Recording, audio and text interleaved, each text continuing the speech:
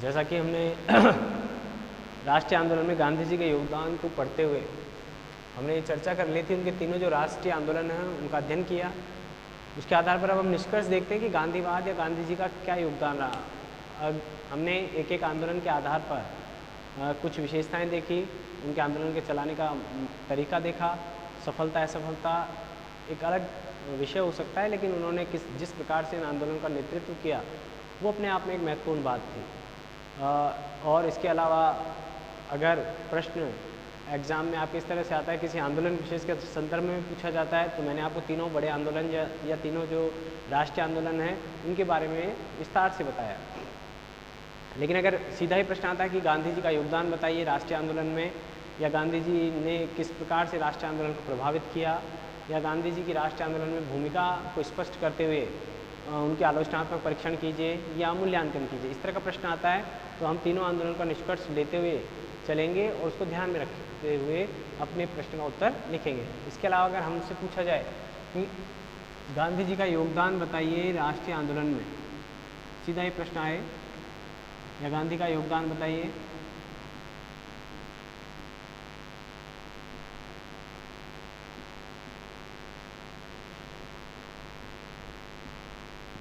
राष्ट्रीय आंदोलन में,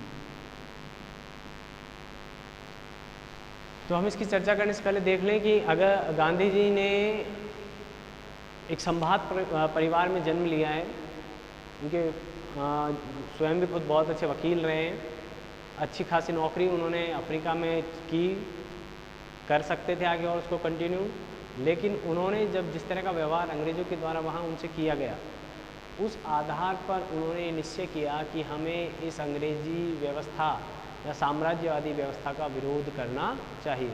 और इस विरोध को करने के लिए ही उन्होंने अपनी राजशाही या शाही जो जीवन पद्धति थी उसका परित्याग कर दिया। साधारण वेश में जन सामान्य का जो वेश है उसे धारण करते हुए उन्होंने राष्ट्रीय आंदोलन का नेतृत्व इस प्रकार से किया कि उसे अंतिम लक्ष्य तक पहुंचाकर ही दम ले रहे हैं। इसी कारण उन्हें इस योगदान के फलस्वरूप या राष्ट्रीय आंदोलन में जनमानस का नेतृत्व करने के कारण ही अच्छे प्रकार से जो उन्होंने नेतृत्व किया है, उसी कारण उन्हें राष्ट्रपिता बापू या महात्मा का संबोधन प्राप्त हुआ है। ऐसा नहीं है कि उन्होंने, उनके 4 पुत्र थे, चारों पुत्र किसी भी तरह से राजनीतिक क्षेत्र में पद प्राप्त करने में सक्षम नहीं रहे हैं, ऐसा नहीं कहूँगा, लेकिन उन्होंने गांधी जी की मदद या गांधी जी का किसी प्रकार से नाम लेकर वो पद या अपनी क्षमताओं का परिचय नहीं दिया, ऐसा हम कह सकते हैं। तो ये गांधी जी के सिद्धांत ही थे। तो गांधी जी को हम देखें, उनके योगदान के फलस्वरूप ही सामाजिक जीवन हो, राजनीतिक जीवन हो या किसी अन्य प्रकार की कोई बात हो, तो उसको ध्यान में रखकर हम कहते हैं कि उन्हें बापू की उपाधि दी गई, महात्मा की उपाधि दी गई और राष्ट्रपिता कहते हैं उन्हें। तो ये शब्द अपने आप में बता देते हैं कि वो व्यक्ति किस प्रकार का था और उसका क्या योगदान रहा। ये तीनों शब्द अपने आप में इंडिकेट करते हैं कि गांधी जी का क्या योगदान रहा है। ये जो शब्द हैं राष्ट्रपिता, महात्मा गांधी और बापू सुभाष चंद्र बोस, रविंद्रनाथ टैगोर के द्वारा प्रयोग किए गए। राष्ट्रपिता जनरली हम उन्हें कहते हैं, राष्ट्रपति के पद से भी ऊपर हम राष्ट्रपिता का उन्हें दर्जा दिया गया। तो ये इसलिए दिया गया है कि उन्होंने जनमानस की मानसिकता को के साथ साथ बड़े स्तर के जो राजनीतिज्ञ हैं उन्हें भी प्रभावित किया या उनका भी कुशल नेतृत्व किया। उन्होंने भारत के स्वतंत्रता आंदोलन को लेकर अंतर्राष्ट्रीय स्तर पर भी सही आलोचनाओं का जवाब देना कर्म के द्वारा उनके द्वारा ही निश्चित किया गया। उन्हें अधनंगा फकीर तक कहा गया, अधनंगा फकीर, अर्धनग्न फकीर कहा गया।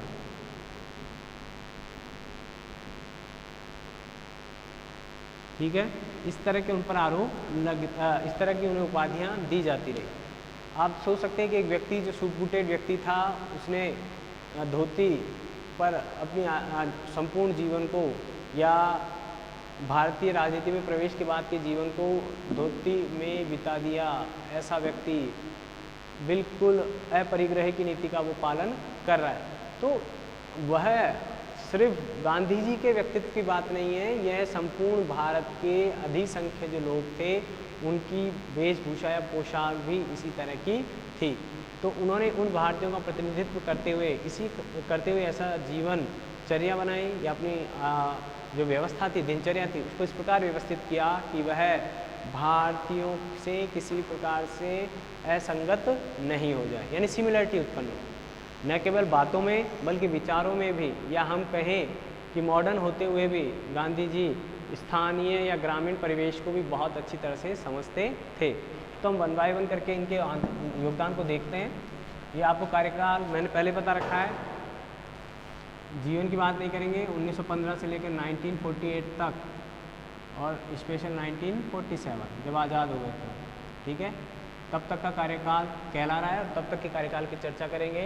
तो सबसे पहली जो हमारी योगदान आता है उसको हम कह सकते हैं नैतिक सिद्धांतों के समर्थक।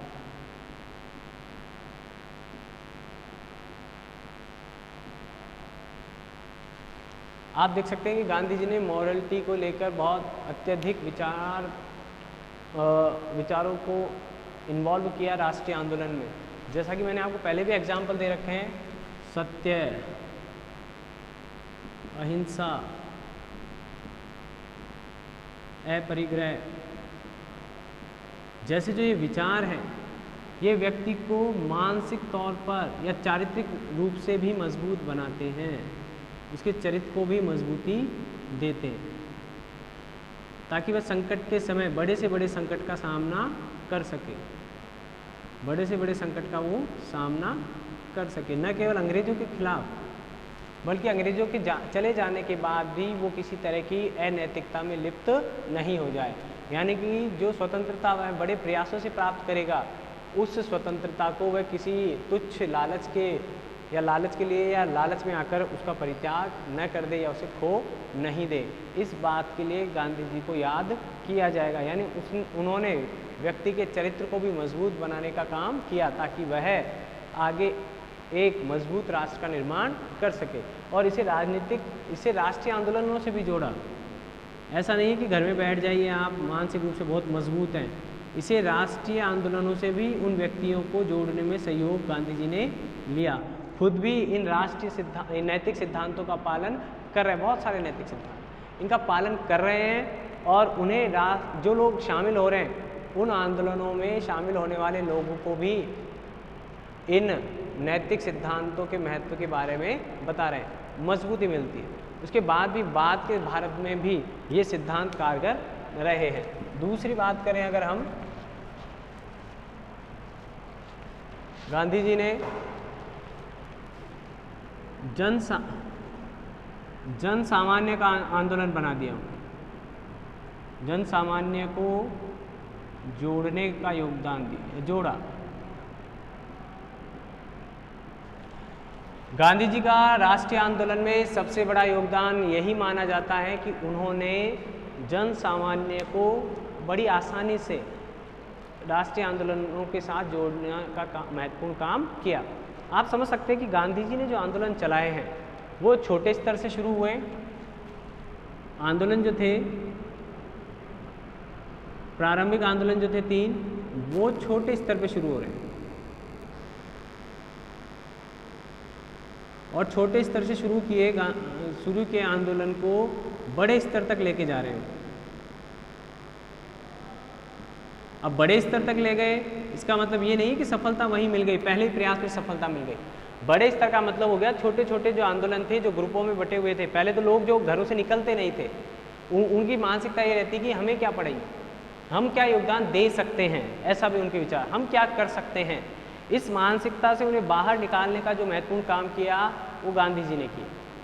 गांधी जी ने अनपढ़, अशिक्षित, कम पढ़े लिखे या पढ़े लिखे या सभी तरह के जो लोग जो शामिल थे भारत के पॉपुलेशन में, जनसंख्या में जो सभी तरह के लोग शामिल थे, उन सब लोगों को घरों से निकलने के लिए प्रेरित किया।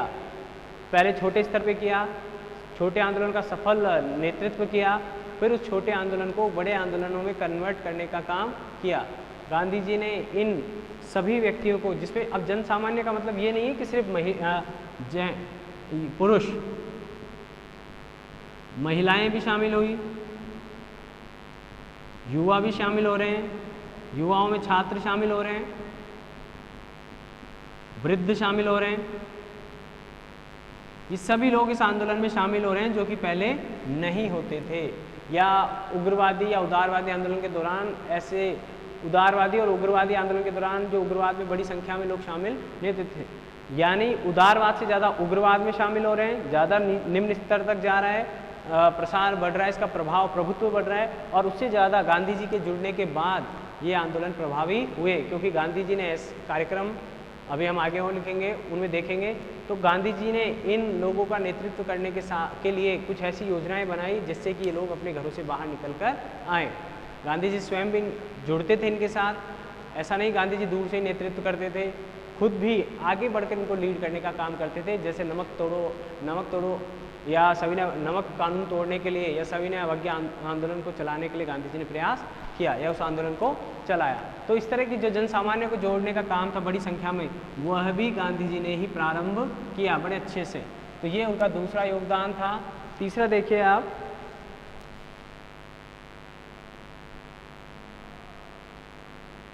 धर्म या आध्यात्मिकरण।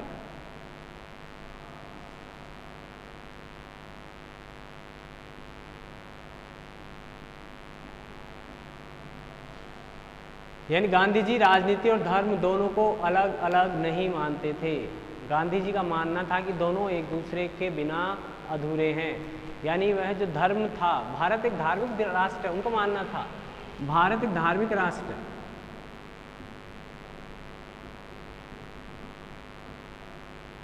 धार्मिक राष्ट्र, यानी वह अपने आप को अंतर्मन से एक धार्मिक व्यक्ति मानते थे, यानी मन से वो भी धार्मिक व्यक्ति थे।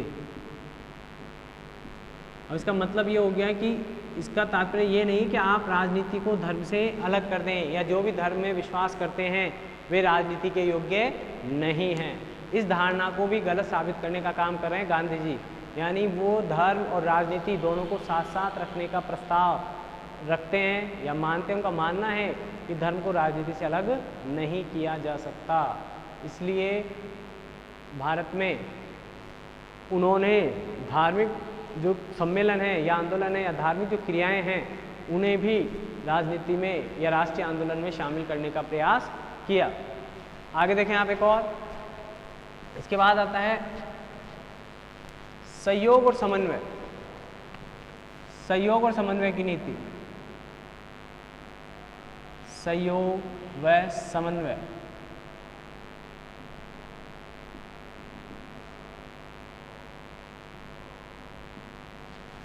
गांधी जी जैसा व्यक्तित्व फिजिकल या शारीरिक रूप से कमजोर बेशक हो सकता है, लेकिन वह कहीं से भी कट्टर नहीं हो रहे हो, यानी कट्टरता उनमें बिल्कुल भी नहीं है। यानी इसके कहने का दूसरा तात्पर्य यह है कि वो अंग्रेजों के साथ जैसी परिस्थिति हो रही है उन परिस्थितियों में अंग्रेजों से सहयोग लेने की कोशिश करने से भी पीछे नहीं हटते हैं। जहां उन्हें लगता है कि अंग्रेजों से सहयोग लिया जाना चाहिए या अंग्रेज पॉलिसी जिस स्थान पर सही है उस जगह वह अंग्रेजों का समर्थन करते हैं। जैसे कि कई बार सविनय अवज्ञा आंदोलन के बाद उन्होंने राजनीतिक बंदियों को छोड़ने के लिए गांधी इरविन समझौते के अंतर्गत इरविन के साथ समझौता कर रहे हैं और सहयोग कर रहे हैं, एक चांस दे रहे हैं अंग्रेज़ों को कि आंदोलन वापस लेने की।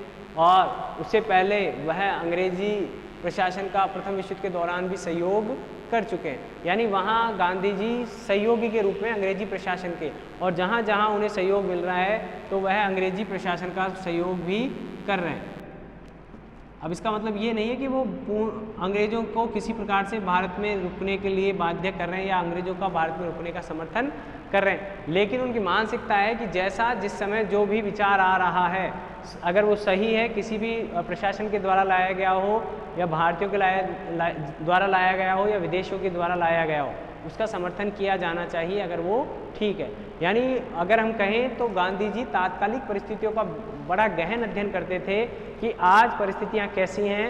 अगर इस परिस्थिति में आकलन करने के बाद उन्हें लगता था कि ब्रिटिश सरकार का समर्थन करना जरूरी है तो वह वहाँ उनका सहयोग करते थे, और लगता था कि वहाँ असहयोग किया जाना चाहिए तो गांधी जी वहाँ उनका असहयोग करते थे, क्योंकि उन्हें पता था, उन्हें पूर्वाभास हो जाता था या उन्हें इस तरह की राजनीति का अध्ययन किया था कि वह जानते थे कि कब अंग्रेजों का दमन चक्र कठोर हो सकता है या कौन सा विवाद अंग्रेजों के द्वारा महत्व दिया जाएगा, महत्वपूर्ण माना जाएगा, और कौन सा विवाद या मांग या सिफारिश उनके द्वारा महत्वपूर्ण नहीं मानी जाएगी। तो उस समय वो सहयोग और समन्वय की नीति का पालन करते थे। इसी के साथ साथ गांधी जी ने अन्य विचारधाराओं के लोगों, विशेषकर भारत में जो व्यक्ति हैं, उनमें भी समन्वय बनाने का काम किया, चाहे मुस्लिम लीग हो, कांग्रेस हो, चाहे कांग्रेस के अंदर जो गुटबाजी थी उनके मध्य समन्वय बनाने की बात हो। तो गांधी जी अपनी तरफ से यही प्रयास करते थे कि भारत में और भारत के बाहर विदेशों में भारतीय राजनीतिक व्यवस्था के मध्य संपर्क और सहयोग की नीति बनी रहे। तो इस तरह का योगदान देने का कारण ये रहा कि भारत में किसी तरह का कोई स्थायी विवाद उत्पन्न नहीं होता था, और होता था तो मनभेद नहीं होते थे। स्थायी विवाद, मनभेद जैसी पॉलिसी से दूर रहे या ऐसा कोई विवाद नहीं होता था। गांधी जी आगे बढ़कर सहयोग लेने में भी विश्वास रखते थे। यही कारण था कि गांधी जी का आंदोलन एक आह्वान पर ही संपूर्ण भारत में आंदोलन सक्रिय हो जाता था, या उनका नेतृत्व ऐसा था कि वह आंदोलन संपूर्ण भारत में एक साथ सफलता की ओर अग्रसर होता था। इसी तरह की और बात करें,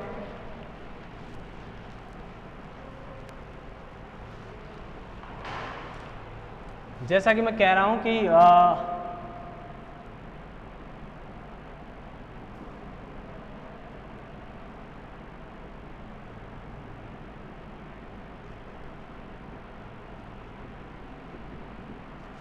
हालांकि मैंने फर्स्ट डे में भी आपसे चर्चा कर रखी है गांधी जी के सहयोग की, लेकिन राष्ट्रीय आंदोलन के संदर्भ में देखेंगे तो बहुसंख्यक कौन हो गए? किसान, मजदूर, छात्र,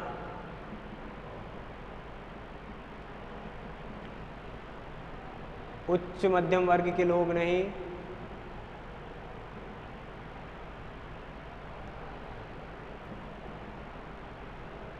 इसमें ये शामिल नहीं है।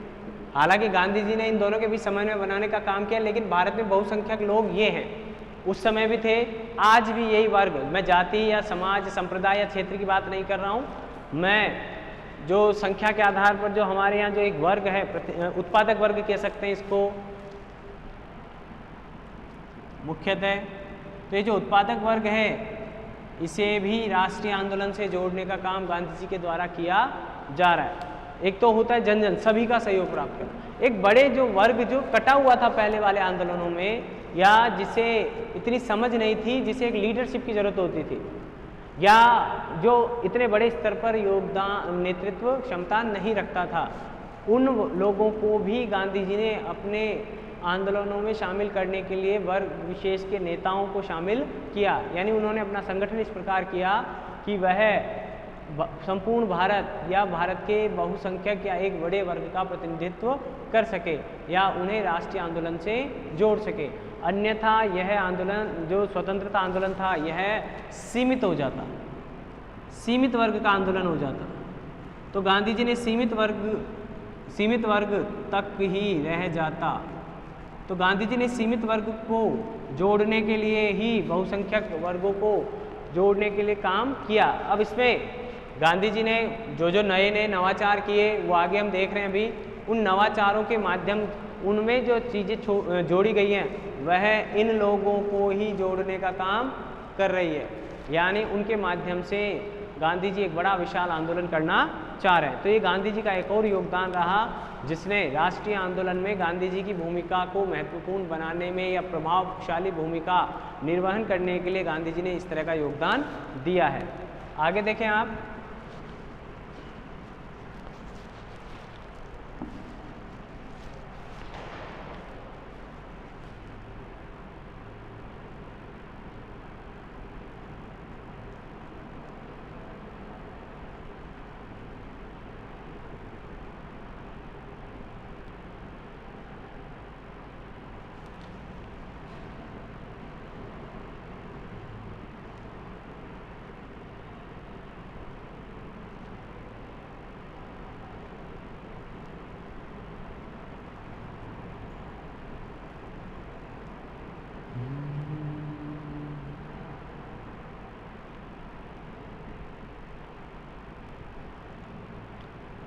और भी नवाचार हो सकते हैं, बहुत सारे नए नए। अब हिजरत वैसे तो नया नहीं है, पहले हो चुका है, लेकिन भारतीय राजनीति के हिसाब से ये नया है। भारतीय राजनीति में यह प्रयोग नया था, भारतीय राजनीति में नया प्रयोग था। यानी उन्होंने जगह बदलकर आंदोलन को बदलने की भी कोशिश की। हालांकि गुजरात से बाहर नहीं जा रहे हैं, संपूर्ण भारतवर्ष का उन्होंने पैदल दौरा करने का प्रयास किया। जितने भी आंदोलन रहे उन दांडी मार्च उन्होंने पैदल प्रारंभ किया। उनका मानना था कि इस माध्यम से ज़्यादा लोगों की वास्तविक समस्याओं का अध्ययन किया जा सकता है, उन्हें व्यक्तिगत रूप से मिलकर उनके विचारों को जानकर उन्हें राष्ट्रीय आंदोलन में सहयोग प्राप्त किया जा सकता है। गांधी जी समय समय पर उपवास करते थे, ये भी नई चीज़ नहीं है वैसे, लेकिन राजनीति में, भारतीय राजनीति में ये भी नया प्रयोग था। गांधी जी, कुछ लोग इसका अपवाद भी कहते हैं कि गांधी जी जब भी जेल जाने से बचना होता था वह उपवास शुरू कर देते थे या उपवास की राजनीति करते थे। अब उपवास जब वो करते थे तो वह आसान चीज़ है, हर कोई उपवास कर सकता है, कोई बड़े तामझाम की आवश्यकता नहीं होती है। तो ज़्यादातर लोग जो गांधी जी की विचारधारा से प्रभावित होते थे वह भी इस प्रकार के प्रयोग करते थे। गांधी जी ने प्रतिदिन अपने पहनने लायक कपास काटने के लिए चरखे का प्रयोग करना अनिवार्य कर दिया था। या गांधी जी खुद भी चरखा काटते थे। चरखे के द्वारा वह भारतीयों को श्रम का महत्व समझाते थे और स्वयं श्रम करना चाहिए, यह संदेश भी गांधी जी इस चरखे के माध्यम से देते थे। खादी पूर्णतः भारतीय वस्त्र था, पूर्णतः भारतीय वस्त्र, मोटा था, आसान टेक्नोलॉजी के प्रयोग से बनाया जा सकता था। यानी ये दो चीज़ें हैं, यह हमें आत्मनिर्भर बनाने का प्रयास था, या भारतीयों के कुटीर उद्योग या लघु उद्योगों को बढ़ावा देने की सोच से प्रेरित था। तो ये जो नवाचार है इस तरह के, ये भी भारतीय राजनीति में गांधी जी के द्वारा प्रारंभ किए गए हैं और इसी कारण अधिक से अधिक लोगों को जुड़ने का मौका मिला। उन्हें ये लगता था कि हाँ, हमने भी इस तरह के प्रयोग करके राष्ट्रीय आंदोलन में किसी तरह का योगदान दिया है, यानी हम भी अपनी क्षमताओं के अनुरूप राष्ट्रीय आंदोलन में या भारत को स्वतंत्र कराने के लिए प्रयास कर सकते हैं। इस तरह की योजनाओं को ध्यान में रखते हुए गांधी जी ने अपने कार्यों को बढ़ावा दे रहे हैं। तो मैंने पहले कहा गांधी जी मॉडर्न हैं, सोच उनकी अच्छी है, लेकिन वह निम्न स्तर तक भी सोच सकते हैं। उच्च स्तर से लेकर निम्न स्तर का अगर व्यक्ति कुछ कह रहा है, समझ रहा है, या स्तर तक की सोच रखते थे, या उनका नेतृत्व इस तरह का था कि उच्च स्तर से लेकर निम्न स्तर तक किसी भी आंदोलन को प्रभावी रूप से वो चलाते थे। श्रेय लेने की उनमें किसी तरह की कोई होड़ नहीं थी। अगर इसको नैतिक सिद्धांतों में लिख देंगे तो ये और अच्छा रहेगा कि वो किसी तरह के श्रेय के पीछे नहीं भागते थे। उनका मानना था कि जो कर्तव्य है वो दायित्व कर्तव्य समझकर ही किया जाना चाहिए। एक और हम नैतिक सिद्धांत पे लिख सकते हैं कि जैसे हमने बात की थी कि उद्देश्य के साथ साथ जो उद्देश्य को प्राप्त करने का मार्ग है वो भी शुद्ध होना चाहिए, यानी ध्येय और जो उद्देश्य है उसके साथ साथ जो साधन है दोनों ही पवित्र होने चाहिए। तो ये भी हमें नैतिक सिद्धांतों के आधार पर हमें मजबूत बनाने का काम गांधी जी के द्वारा किया गया था। तो वहाँ भी तो यही जो नवाचार हैं ये इस तरह के थे कि प्रत्येक व्यक्ति अपना योगदान राष्ट्रीय आंदोलन में दे सके, जहाँ है जैसी स्थिति में है वैसा। आगे देखिए आप,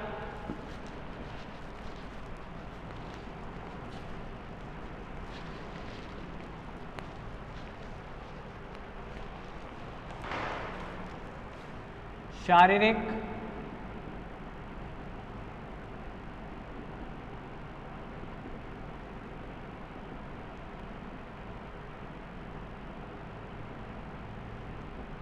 और मानसिक मजबूती के समर्थक थे। यानी गांधी जी समय समय पर अपने शारीरिक रूप से अपने आप को मजबूत बनाए रखने के लिए उन्होंने कई कार्य किए। एक तो नियमित दिनचर्या रहती थी उनकी खुद की भी, सप्ताह में एक बार मौन व्रत का पालन करते थे, या कई बार तो कई दिनों तक मौन व्रत का पालन कर लेते थे। जैसे मैंने बताया, चरखा कातना, नियमितता थी उसमें। चरखा कातना नवप्रयोग भी और शारीरिक रूप से आपको स्ट्रांग बनाने का काम भी करता है। इसके अलावा अपने धार्मिक क्रियाकलाप, भजन गाना, ताकि आपको मानसिक रूप से मजबूत रखा जा सके। तो ये जो कुछ कार्य हैं, ये गांधी जी खुद तो नियमित रूप से करते ही थे इनका पालन, और इनके जो अनुयायी थे वह भी इस तरह के प्रयोगों, इस तरह की शारीरिक और मानसिक दिन, मैंने पहले ही कहा, पैदल चला करते थे बहुत,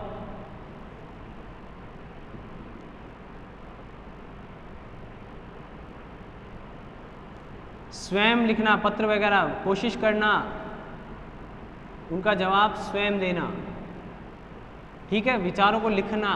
तो इस तरह की जो क्रियाएं करते थे गांधी जी, इसे राष्ट्रीय आंदोलन से कैसे जोड़ेंगे हम?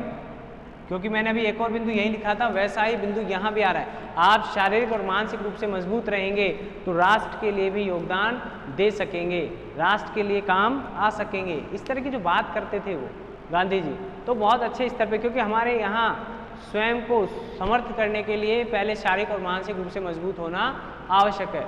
आप उस धारणा में विश्वास करते हैं, लेकिन बार बार अगर उस धारणा को बदलते रहते हैं तो वो आपकी मानसिक कमजोरी का परिचायक है।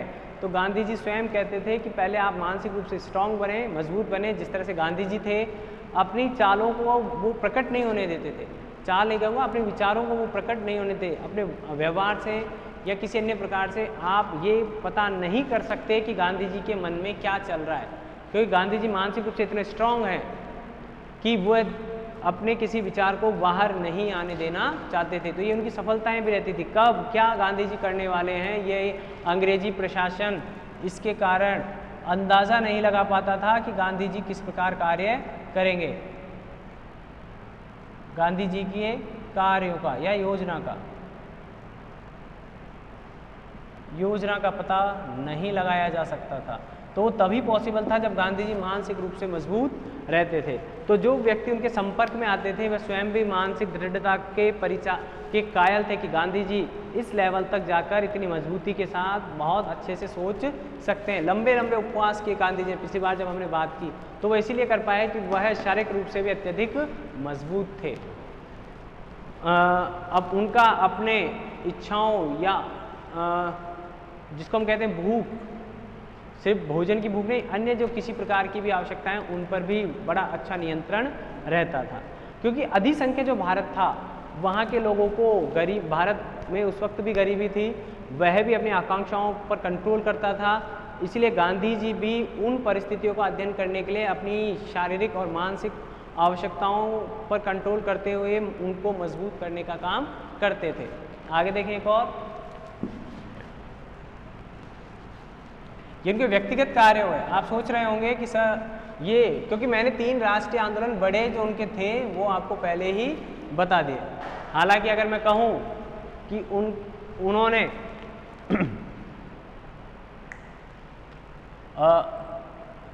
गांधी जी का एक योगदान ये और रहा, लक्ष्य प्राप्ति। ये एक बहुत महत्वपूर्ण बात है कि एक व्यक्ति जिसने ये प्रतिज्ञा की कि मैं अंग्रेजों को देश से बाहर निकाल कर ही दम लूँगा, और उस व्यक्ति ने तब तक ये कार्य किया जब तक कि वह जीवित रहे। अर्थात अपनी मृत्यु से पूर्व गांधी जी ने सभी प्रकार से प्रयत्न करने के बाद भारत को अंग्रेजों की गुलामी से मुक्त करवाने का महत्वपूर्ण कार्य किया। अब यहाँ पर ये कहना कि गांधी जी के अकेले का कार्य था उचित नहीं है, लेकिन ये कहना कि गांधी जी ने क्या योगदान किया ये भी उचित नहीं है। आज़ादी प्राप्त करना एक सामूहिक योगदान था, ठीक है, लेकिन उस योगदान में गांधी जी का जो नेतृत्व था वह एकदम उचित प्रकार से किया गया था, क्योंकि किसी प्रकार की जो योजना थी भारतीयों का प्रतिनिधित्व कर रहे थे, और जिस तरह की भारतीयों की मानसिकता थी या जिस तरह का भारतीयों का व्यवहार है उसको ध्यान में रखते हुए गांधी जी ने वो आंदोलन चलाया था, बहुत सूक्ष्म अध्ययन किया था।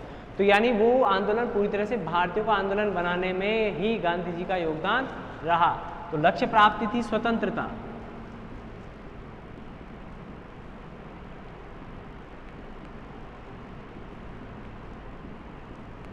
ठीक है। और इसमें जो स्वतंत्रता थी जिस तरीके से प्राप्त करनी थी, हालांकि वैसे प्राप्त नहीं हुई, लेकिन किसी प्रकार की सैनिक कार्यवाही के बिना। अब कुछ लोग कहते हैं कि सुभाष चंद्र बोस की सैनिक शक्तियों का भय हो सकता था या उनकी जो सैनिक कार्यवाहियाँ बढ़ रही थी उसका भय हो सकता था, लेकिन हुआ नहीं। वह प्रयास असफल हो गया। सैनिक कार्यवाही के डर के बिना, यानी गांधी जी का ये योगदान रहा कि उन्होंने किसी भी तरह से इसे हिंसक आंदोलन में कन्वर्ट नहीं होने दिया, यानी हिंसक आंदोलन नहीं बनने दिया राष्ट्रीय आंदोलनों को। जहां हिंसा ने प्रवेश किया, गांधी जी ने तुरंत उसे रोकने के प्रभावी उपाय किए या उन आंदोलनों को रोकने के लिए राष्ट्रीय आंदोलन तक को वापस लेने का काम किया। तो इस तरह की गांधी जी की वही बात आएगी कि लक्ष्य प्राप्ति तक उन्होंने किसी भी प्रकार से उस लक्ष्य को ओझल नहीं होने दिया, लेकिन उन्होंने अपने नैतिक सिद्धांतों से भी समझौता नहीं किया। संघर्ष लंबा किया, लंबे समय तक संघर्ष की रणनीति रही, लेकिन किसी भी प्रकार से अपने सिद्धांतों से समझौता नहीं किया। इसी का परिणाम रहा कि आगे जाकर भी आज भी भारत किसी प्रकार की किसी गुट में शामिल नहीं है, किसी प्रकार की किसी गलत नेतृत्वकर्ता राष्ट्रों में गिनती में नहीं आता है। आज भी भारत की धारणा, आज भी भारत विश्व गुरु के जैसे उपाधि से सम्मानित है या माना जाता है, रखा जाता है। उसको धीरे धीरे उसी स्तर पर भारत वापस पहुंच रहा है, क्योंकि भारत की नींव या जड़ों में ही ऐसा काम है कि वह किसी भी प्रकार से संघर्ष करके किसी लक्ष्य को प्राप्त नहीं करना चाहता। शारीरिक संघर्ष की बात कर रहा हूँ, सैनिक संघर्ष की बात कर रहा हूँ, ठीक है। तो ये गांधी जी ने जो लक्ष्य निर्धारित किया था उसे प्राप्त किया, यह भी गांधी जी का बहुत बड़ा योगदान रहा। उन्होंने भारतीयों को स्वतंत्रता प्रदान करने में महत्वपूर्ण सहयोग या नेतृत्व या साथ देकर उस लक्ष्य को प्राप्त करना आसान बनाया। इसके बाद देखिए आप, गांधी जी को अंतर्राष्ट्रीय व्यक्तित्व कहा जाता है।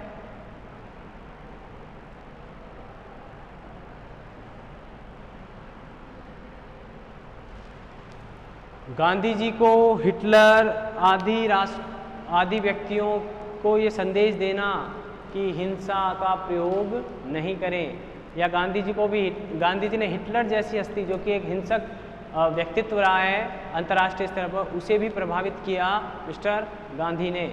इसके अलावा गांधी जी ने अन्य राष्ट्रों में भी, अब देखो दक्षिण अफ्रीका की बात कर लें, यानी सत्याग्रह जैसा जो विचार है उसे गांधी जी ने ही लोकप्रिय बनाया। और भारतीय ने दक्षिण अफ्रीका में भी, दक्षिण अफ्रीका जब आज़ाद हो रहा है, नेल्सन मंडेला जो हैं उनके गुरु कहलाते हैं गांधी जी।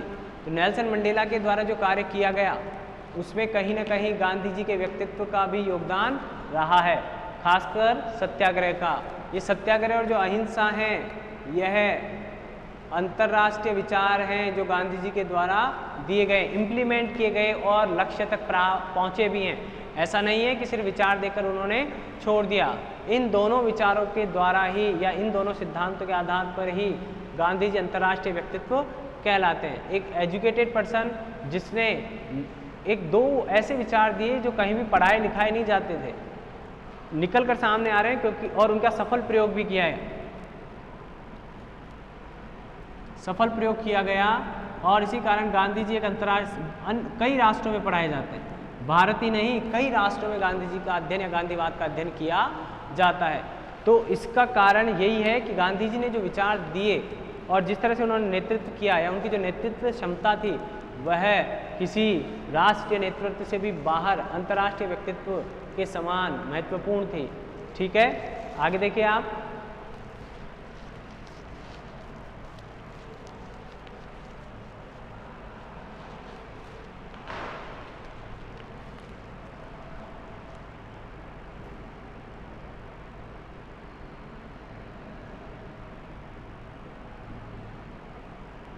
हालांकि गांधी जी सांप्रदायिकता के विरोधी थे,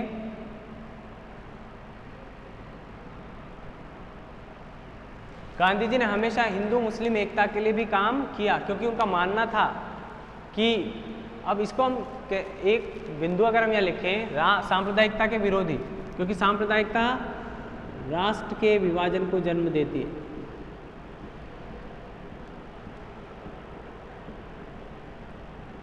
कट्टरता को जन्म देती है, या कट्टरता का प्रभाव है ये।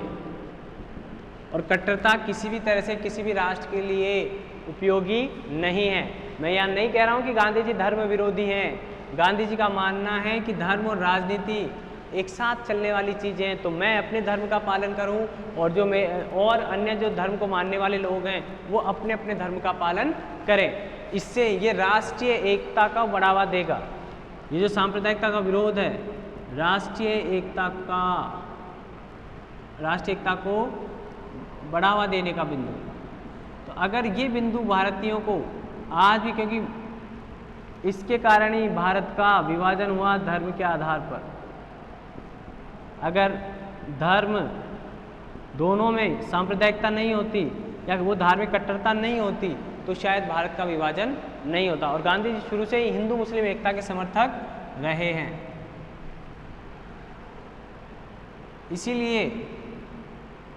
इसीलिए उन्होंने तुर्की के खलीफा के समर्थन में भारत में आंदोलन प्रारंभ करने की सोच दिखाई। यानी विश्व बंधुत्व की जो बात कर रहे हैं हम, विश्व भाईचारे की बात जो कर रहे हैं, उसका जीता जाता उदाहरण गांधी जी की योजनाएं या गांधी जी का नेतृत्व रहा है। चाहे वो फर्स्ट आंदोलन रहा हो, चाहे सेकंड रहा हो, चाहे भारत छोड़ो आंदोलन रहा हो।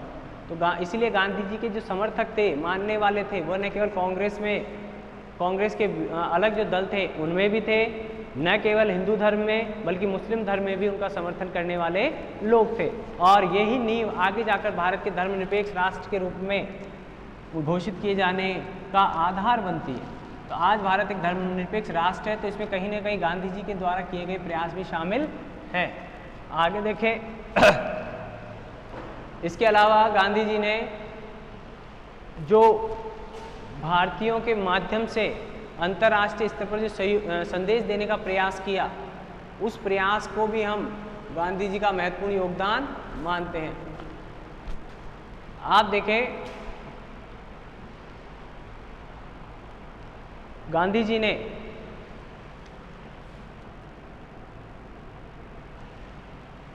न केवल शिक्षा, अगर मैं कह दूं शिक्षा संबंधी योगदान, सामाजिक क्षेत्र में योगदान,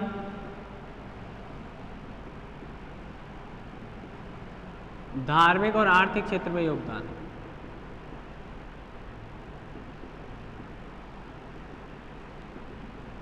जो मैंने इनके विचार लिखाए थे, उन विचारों को ध्यान में रखते जब आप लिखेंगे तो ये भी अपने आप में बहुत बड़ा योगदान माना जाएगा कि गांधी जी भारत को उस समय भी आत्मनिर्भर बनाना चाहते थे। इसीलिए उन्होंने किसी भी प्रकार से अन्य राष्ट्र की सहायता लेने के बजाय भारतीयों को ही राष्ट्रीय आंदोलन के लिए खड़ा होने के लिए प्रेरित किया। शिक्षा में मैंने बताया स्त्री पुरुष को बराबर शिक्षा मिले, किसी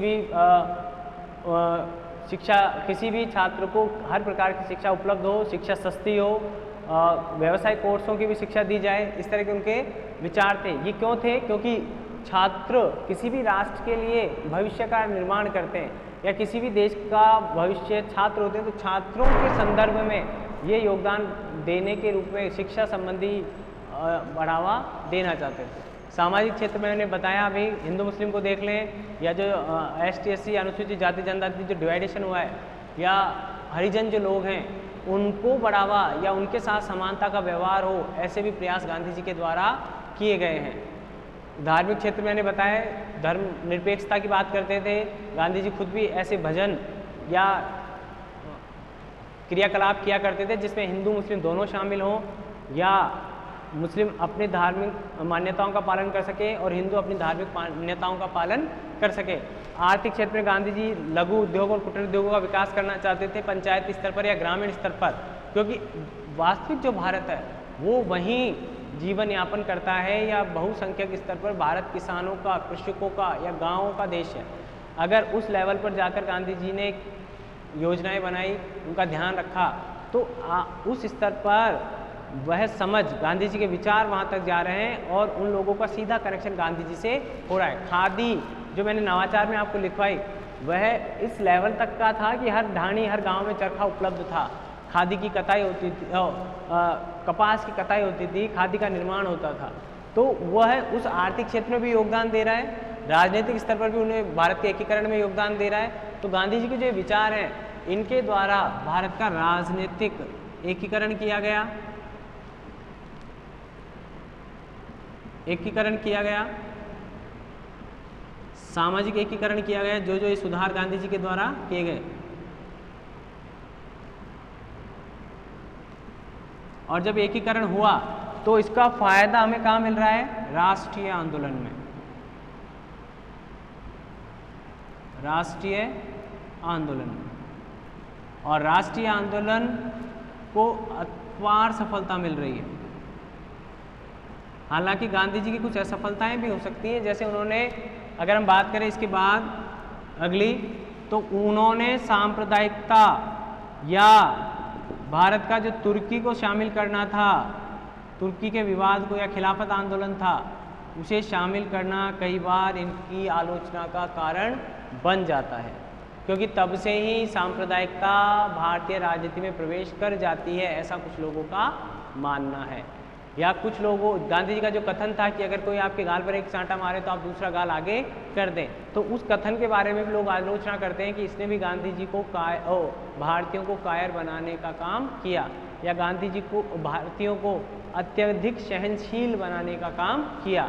भारतीय बहुत सहन शक्ति बढ़ने के कारण बहुत लंबे समय तक दर्द या अत्याचार को सहन कर पाते थे या कर जाते थे, प्रतिक्रिया नहीं देते थे। इस तरह की ये कुछ बातें भी होती थी गांधी जी के द्वारा, या गांधी जी के बारे में कहा जाता था कि गांधी जी कभी भी सफलता के द्वार पर पहुंचते आंदोलन को असफलता में परिणत कर देते थे। हालांकि यह नैतिक आधार पर किया जाता था, नैतिक सिद्धांतों के सपोर्ट में किया जाता था, लेकिन यह हर किसी को गवारा नहीं होता था, सहमत नहीं होते थे। इसके अलावा ऐसा भी कहा जाता है कि गांधी जी अपने विचारों को आम जनता तक नहीं पहुंचा पाते थे। जैसे कि हमने देखा कि पहले आंदोलन में लोगों ने अहिंसा का अर्थ अन्य प्रकार से लिया और समझ नहीं पाए या उसको इम्प्लीमेंट नहीं कर पाए, तो उन्होंने हिंसा का प्रयोग किया पहले आंदोलन में। इसी कारण गांधी जी ने असहयोग आंदोलन को समाप्त कर दिया। ऐसे ही जब भारत छोड़ो आंदोलन प्रारंभ हो रहा है तो जगह जगह पर सरकारें बन रही हैं, प्रशासनिक स्तर पर तोड़ फोड़ हो रही है, भवनों को जलाया जा रहा है, सरकारी संपत्ति को नुकसान पहुंचाया जा रहा है। गांधी जी कभी भी इसका समर्थन नहीं करते थे। इसके अलावा अगर हम देखें तो गांधी जी में कहीं और कोई कमी निकलकर सामने नहीं आती है। हालांकि वह जो कई बार बिंदु आते हैं, इसमें एक महत्वपूर्ण आलोचना में भी आ जाता है कि जो राष्ट्रीय नेता थे अन्य,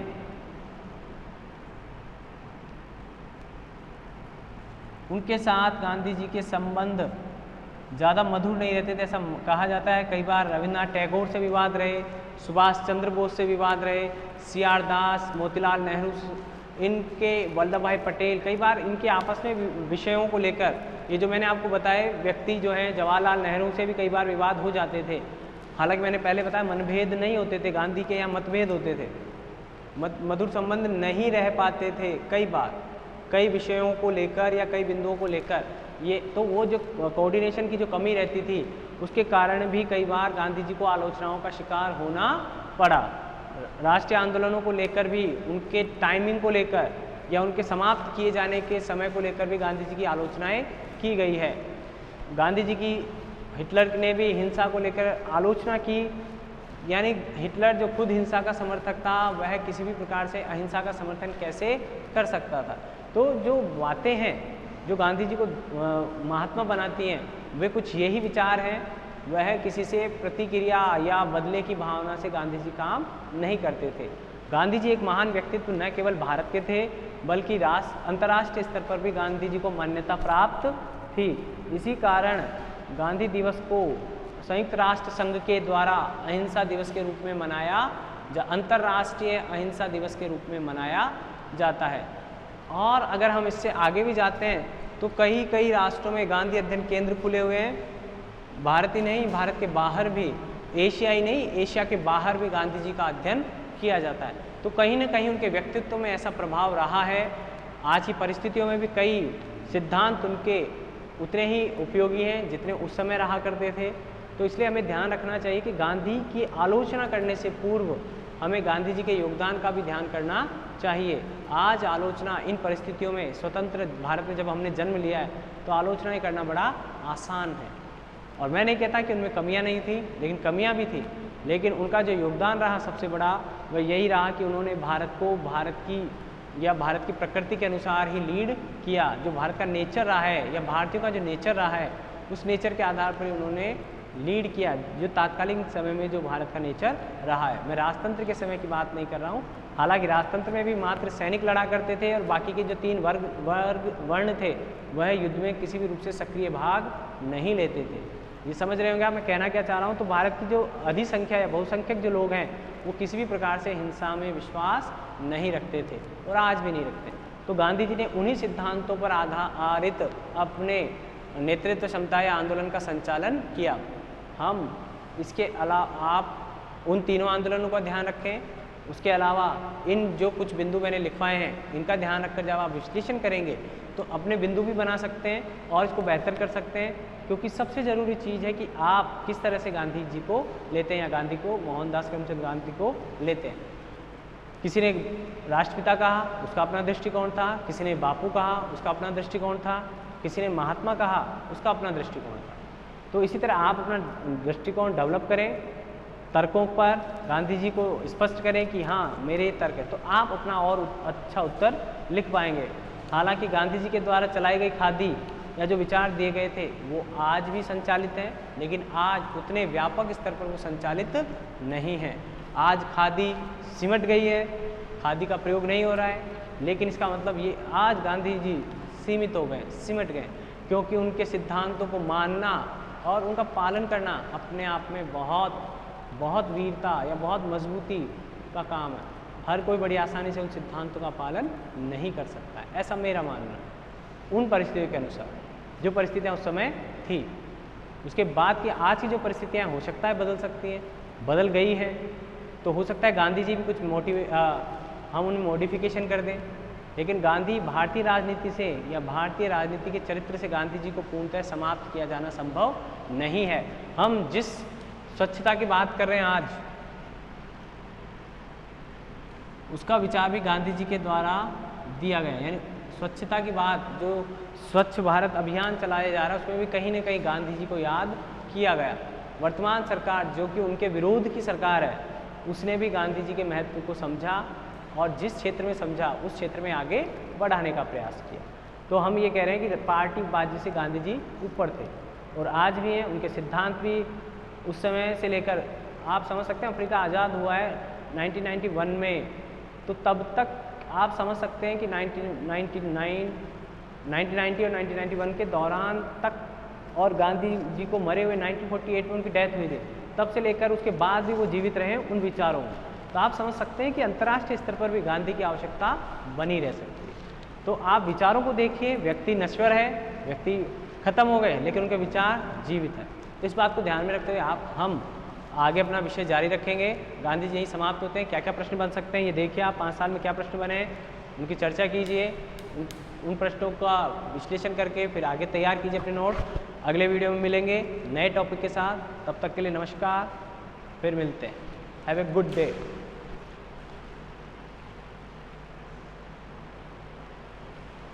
ठीक है, लेकिन ये ध्यान रखें कि गांधी जी की वाइफ ने भी उपवास करते करते, गांधी जी की वाइफ की जब डेथ हुई तो वो उपवास कर रहे थे या उपवास करके फ्री हुए थे।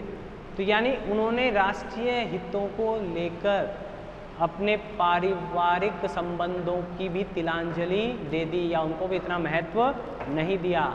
मैंने आपको पहले ही बताया था कि उनके पुत्र, चारों पुत्रों को उन्होंने किसी भी प्रकार का दल या पद दिलाने की कोशिश नहीं की, जैसा कि आज की राजनीति में चल रहा है। गांधी जी के सरनेम के आधार पर कई तरह के फ़ायदे उठाए जा रहे हैं, ऐसा मैं कह रहा हूँ, लेकिन वास्तव में गांधी जी ने कभी इस तरह का कोई फ़ायदा नहीं लिया था। इसलिए मैं कह रहा हूँ कि गांधी जी सैद्धांतिक रूप से भारत का नेतृत्व करते थे और उसी के बदौलत आज उन्हें याद रखा जा रहा है। ठीक है, मिलते हैं नेक्स्ट वीडियो में। याद आ गई तो इसने बता दिया आपको, अगले वीडियो में मिलेंगे फिर।